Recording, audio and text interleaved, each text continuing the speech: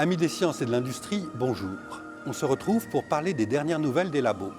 Aujourd'hui, l'Amazonie et l'homme, un drôle de drone, un Mitreum à Luciana et le sommeil de l'éléphant.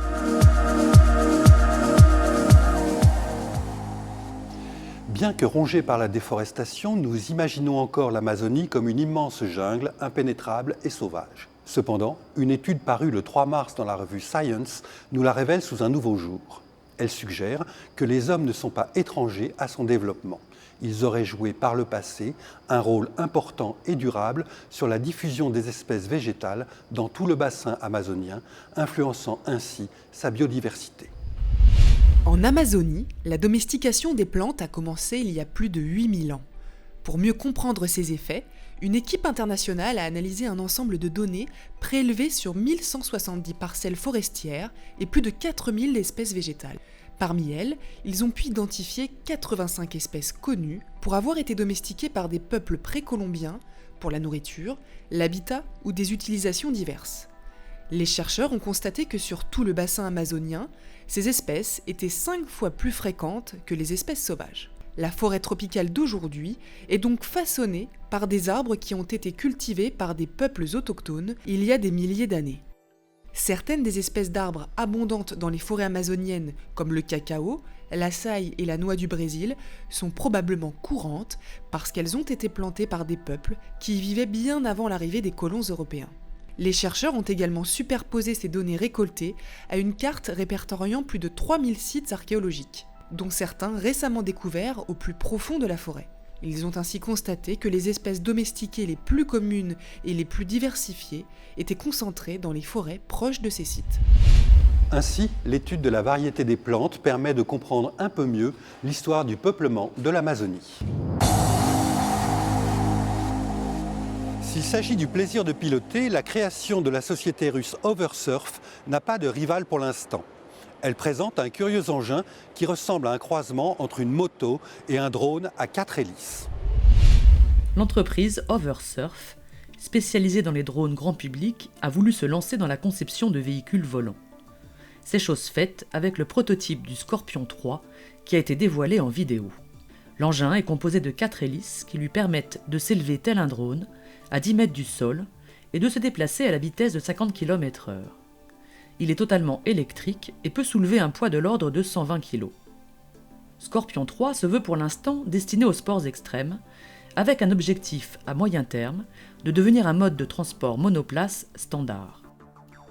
Il reste malgré tout des incertitudes en matière de sécurité. On imagine assez facilement en cas d'accident les dégâts que pourraient occasionner les pales des hélices sur le pilote ou sur des tiers. Pour le moment, ce projet, né d'une campagne de financement participatif, est toujours à l'état expérimental. L'entreprise n'a pas évoqué de commercialisation pour l'instant, mais il ne fait aucun doute que ce type de véhicule trouverait facilement son public. Les religions sont comme les civilisations, mortelles. C'est ce que nous rappelle la découverte annoncée par l'INRAP d'un Mitreum à Luciana, en Haute-Corse. Un Mitreum est un lieu où l'on rendait un culte à Mitra, un dieu d'origine indo-iranienne largement adopté dans l'armée romaine au 1er siècle de notre ère. C'est la première fois que l'on trouve en Corse un tel lieu de culte. Et c'est l'architecture du bâtiment qui a mis les archéologues sur cette piste.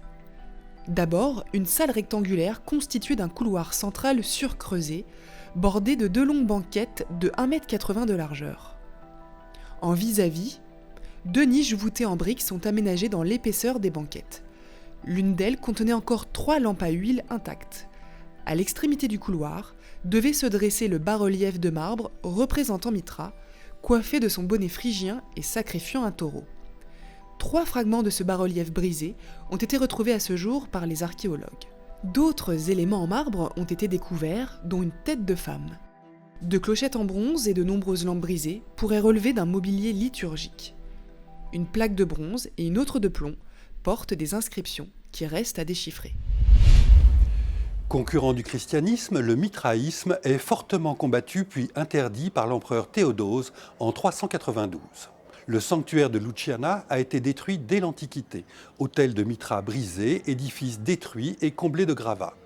Les causes exactes de cette destruction restent inconnues. Toutefois, il faut noter qu'un vaste complexe paléochrétien avec basilique et baptistère est édifié vers 400 à Luciana, constituant les premières traces du christianisme en Corse. Étudier le sommeil de l'éléphant dans son milieu naturel n'est pas simple. Des chercheurs ont pourtant réussi à enregistrer le sommeil de 2 femelles, 2 chefs de clan, dans le parc de Chobe au Botswana pendant plus d'1 mois. Explication. Pour étudier le sommeil des éléphants, des petits capteurs ont été implantés dans la trompe de 2 femelles vivant dans le parc national de Chobe au Botswana. Comme un éléphant dort le plus souvent debout, c'est en effet l'immobilité de sa trompe pendant plus de 5 minutes qui signale le sommeil de l'animal. Les données recueillies par les chercheurs montrent que l'éléphant est un très petit dormeur. Les 2 femelles du parc de Chobe n'ont dormi chacune en moyenne que 2 heures par jour. Un sommeil plutôt nocturne et découpé. Parfois même, ces éléphantes n'ont pas dormi pendant 2 à 3 jours d'affilée, sans montrer, après, de période de récupération. Parcourant de 10 à 60 km par jour, les 2 femelles et leurs troupeaux n'ont d'ailleurs jamais dormi 2 fois au même endroit. Si l'éléphant était déjà connu pour être un petit dormeur, ses 2 heures de sommeil par jour font de lui le plus petit dormeur de tous les mammifères. Suivi ensuite par le cheval qui ne dort que 3 heures et le poney. Sachez d'ailleurs qu'en général dans le règne animal, plus un animal est gros, moins il dort. Voilà, ce sera tout pour aujourd'hui. Retrouvez-nous la semaine prochaine pour un nouveau tour d'horizon de l'actualité scientifique. En attendant, retrouvez-nous sur scienceactualité.fr, le site de la rédaction.